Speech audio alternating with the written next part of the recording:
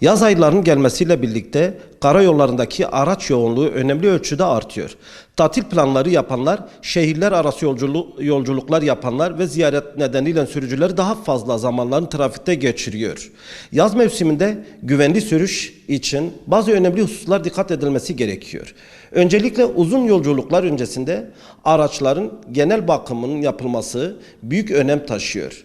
Lastiklerin hava basıncı, fren sistemi, motor yağı, soğutma suyu veya akü kontrol edilmeden yola çıkılmaması gerekiyor. Özellikle sıcak havalarda lastiklerden meydana gelebilecek basınç değişiklikleri trafik kazalarına davetiye çıkarabiliyor.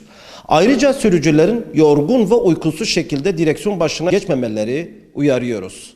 Uzun yolculuklarda her 2 saatte bir mola verilmesi hem sürücünün dikkatini artırıyor hem de olası kazaların önüne geçiyor. Aşırı sıcaklar nedeniyle yaşanılabilecek dikkat dağınıklığı, refleks kaybı da sürüş güvenliği olumsuz etkileyebiliyor.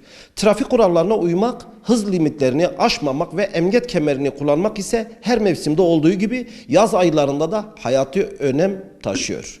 Özellikle yaz tatili dönemlerinde artan trafik yoğunluğu nedeniyle takip mesafesinin korunması gerekiyor. Sürücülerin aceleci davranmaktan kaçmalarını ve güvenli sürüş kurallarına uymalarını tavsiye ediyoruz.